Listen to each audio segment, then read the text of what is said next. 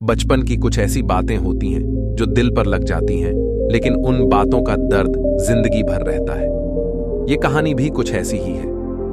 हुआ यूं कि एक बार एक बच्चा खेलने के दौरान अपने दोस्त के घर चला गया। जब दोस्त के पिता को पता चला कि इसके पापा रिक्शा चलाते हैं, तो उन्होंने उस बच्चे से कहा, तुम्हारे जैसे छोटे परिवार के लड़के की हिम्मत कैसे हुई कि वो हमारे घर आ सके, और उसे बेइज्जत करके अपने घर से भगा दिया।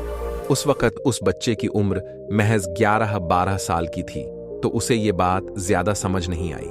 उम्र बढ़ने के साथ वो लड़का ये सब बातें समझने लगा कि लोग उनकी गरीबी और उसके पिता का मजाक उड़ाते हैं। इतना ही नहीं, उस लड़के से लोग कहते थे कि तुम जिंदगी में कितने बड़े बन जाओगे, 2 रिक्शे ज्यादा खरीद लोगे, खुद भी चलाओगे और दूसरों से भी चलवाओगे। बचपन के यही ताने उस लड़के को याद रहे और उसने ये ठान लिया कि बड़ा होकर कुछ बड़ा ही करना है।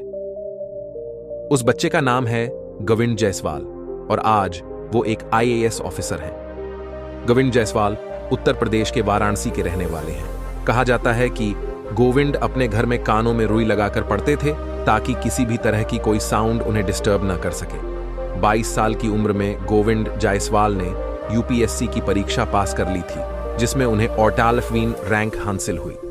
दोस्तों, लाइफ में कभी भी खुद को और दूसरों को बेकार या छोटा मत समझना, क्योंकि कल कौन क्या बनने वाला है इसका अंदाजा कोई नहीं लगा सकता। गोविंद जायसवाल ने अगर लोगों के तानों के हिसाब से जिंदगी को जिया होता तो शायद वो लाइफ में कुछ बन नहीं पाते, लेकिन उन्होंने अपनी मेहनत, लगन और पढ़ाई के दम पर वो मुकाम हासिल कर लिए जिसके बारे में उनके मोहल्ले वाले कभी सपने में भी नहीं सोच सकते थे। हमें कभी भी लोगों के तानों को सुनकर अपने आप को कमजोर नहीं बनाना चाहिए, बल्कि लोगों के तानों को अपनी मोटिवेशन बनाकर अपने मन में रखकर एक ऐसा लक्ष्य बनाने चाहिए जिसे पूरा करने के बाद उन लोगों के मुंह खुले के खुले रह जाए जो हमेशा आपको ताने देते हैं। सीख जो हमें इस प्रेरणादायक कहानी से मिलती है, ये सफलता की कहानी हमें ये बात भी सिखाती है कि सफल होने के लिए हमारा अमीर या गरीब होना जरूरी नहीं है, बस जरूरी है तो हमारे इरादों का पक्का होना।